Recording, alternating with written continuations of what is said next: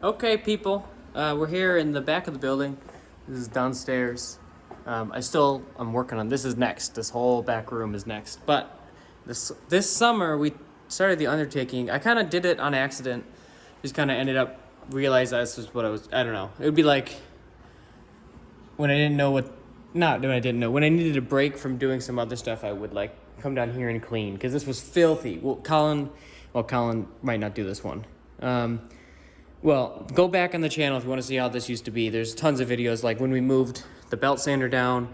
This place was filthy, absolutely filthy. And over the summer, we have just been cleaning and cleaning and cleaning and then doing some work. We tore down all the old drywall, and then I had a guy come and put new drywall up because the old drywall was nailed up and it was falling down everywhere, except for this corner over here, which we left. And they didn't tape it or anything. We just painted right over it, and it's fine. We don't need it to be taped and mudded. It's just a waste of money. It's a workspace down here. It's not gonna be perfect, is kind of the goal here. Get this to be clean, but not, we're not making Ferraris down here. But we had the walls painted, did a bunch of masonry work to make sure up the walls. I set up my air compressor. I've had this for a while. I just haven't set it up because a friend of mine burned out the motor, so then I had to wire in a new motor, and I finally got it going. Got a moisture separator thing, and we were running black pipe. I looked at a bunch of different options. There's that like plastic aluminum stuff, but for me, the black pipe's the best option. There's black pipe. People say it's gonna rust out. That has an oiler on that moisture separator. The air compressor up there ran for probably 50 years running black pipe, and it's not rusted anywhere, so I'm not worried about it. But yeah, we redid all of the electrical. You can see the new lights. We got LED strips, and then we got the hanging lights, so it's very bright. This is the main buffer. This came from Canstel. Just got this set up, and I got an airway, and so far it's okay. I think I need a bigger diameter, but I got two lights over here. I'm gonna add one more, and one more over this one too. This is the buffer I've really used my entire career. I bought this when I was in high school. Caswell sold it. They don't sell it anymore. I wish they did. I'd buy more because it's such a nice little buffer. It's powerful enough so it doesn't really stall out unless you're really cranking. But if you're cranking that hard, that's too hard. But while it's running, even with my buffing glove on, I can stop this just in case anything goes wrong. I know I can stop this machine. This machine, you ain't stopping. Even when it's like off and slowing down, you're not stopping it. It's very powerful, so you got to be really careful.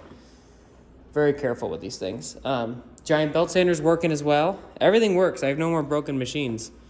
It's been a lot of fun to get that figured out. But we got the giant belt sander for bigger stuff, even just strapping trumpet bells. It's great. Then I got my original strapping machine. This is just one of the Ferries. Got the duck hanging out. My electricians are coming in to redo all this and make it not, my rigged up electrical. Cancel buffer. Right here is where we're going to put the motor I got from Mark for that Selmer. That'll be cool. And I got this new switch on this one as well. This is just an old buffer that was here, actually exactly in that place. It's still bolted to the floor. But I'm going to run these on here. These are called Mac Mops. It's a Klingspor product. It's basically just a flap wheel. Schleif mop, sanding mop, abrasive mop. Yeah, this is a 150 grit one. It's going to go over here, and that's a 180. When you do these, they say the 150 sands like a 220, and the 180 sands like the other way around. 150 sands like a 180, and 180 sands like a 220. So that's why I got these just for rough sanding, to save some time. They're really, really cool. Like, look at this. It needs a really nice finish. I don't have anything to buff, but just really handy, and it's an excuse to keep this old cool buffer, which is not the best for buffing, with cotton or airways. It's just not. These are Babbitt bearings. They're not the most precise. There's a lot of slop in this, but for this, it's great. And then these are really expensive, but they come in handy. They save your ass sometimes. Like they saved my ass on this bell when you have like weird marks in here that you got to get out, but you can't put it back in the lathe because it's got hardware on it. Yeah, really saves some time. And I ran this entire bell on these, and then the airway pretty much cleaned it up. Did a really good job. Couple little spots I'm gonna go back and chase, but nothing crazy. So you can buff from off of that, which is really nice. I'd like to. I've been trying to get them to make me like a 400 grit one of these for a long time, and I'm gonna keep pushing them because that would be the best thing in the world. Just do like a 180 and then a 400. I can even do it on the Caswell too. Just for like, I don't know. It's really nice to go back, be able to touch stuff up. Here we have a couple racks. We're gonna build like a bar. It's gonna be like bar height, but it's just like a wood table here just for stuff like this. You know, these are a bunch of pipes that just got sanded that we got to buff. And they can get on the rack, and then we got tons of these we made for Allied. These all have to be buffed, so kind of both supplies like belts and wheels and stuff and compound and gloves, but also like parts in progress. Maybe one of these is supplies, one of these is parts in progress. But it'd be nice to have a table here, all across here, so that, you know, you're sanding a bell on my second Farise belt sander, and then you just, you know, put it down right there. You have plenty of space to work. I got this off Facebook. Some guy in a repair group was selling it, and I snatched it for like $400, which is a steal. Less than half price. So now I got two, so we can leave, you know, two people can be working on these. Oh, there's another duck. Dave's fucking with us. But you can leave one at like right now it's a 220 and then a 400. So it's super easy. So if you're like, say you're doing one bell, which happens, you know, I rough on 220, sand it, spin it, and then I'd walk over here, and then I'd finish sand it on the 400, and then I go right to the buffers, either one, and then I buff it to trip.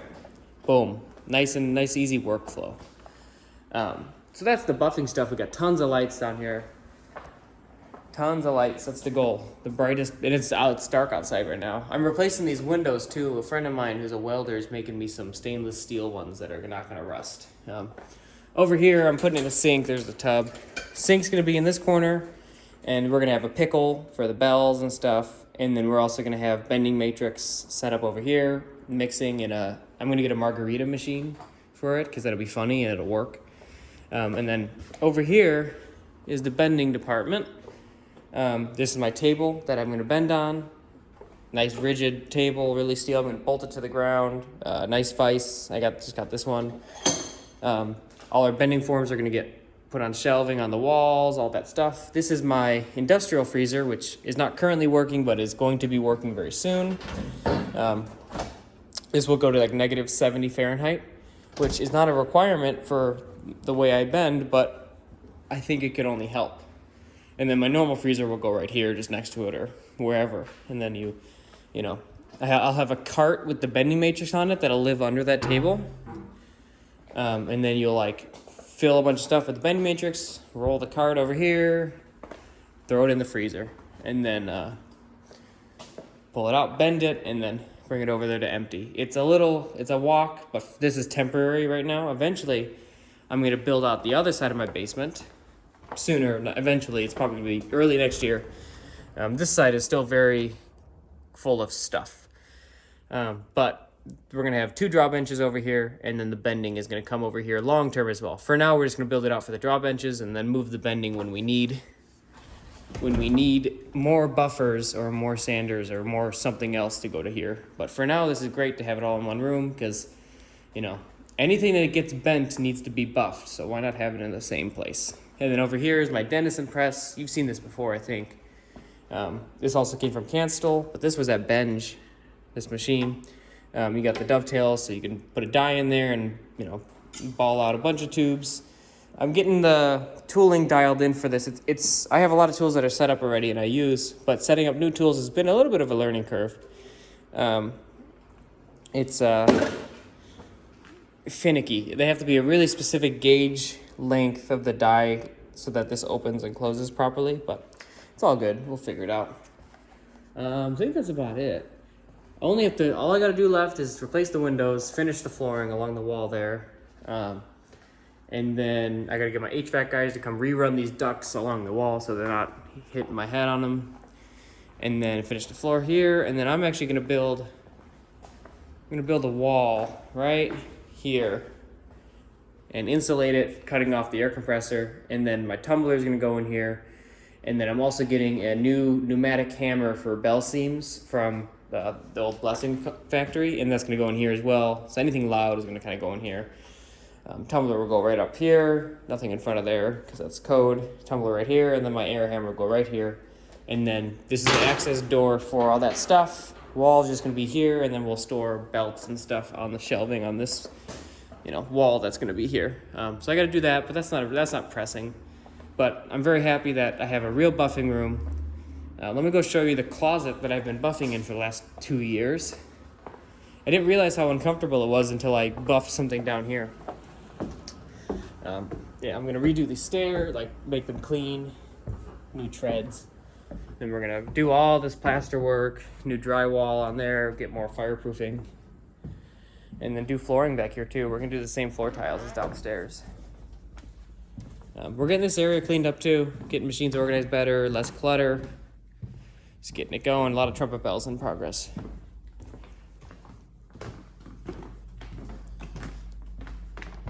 This area is kind of a mess, but a lot of this stuff for the bending is going downstairs once the sink is ready. But yeah, I've been buffing in this closet for about 2 years, ever since I've been in this building. Buffer was there, sander was there. Yeah, it's a little tight quarters, so I'm very excited to clean this space up again and use it for something else. I don't know. Realistically just kind of storage, but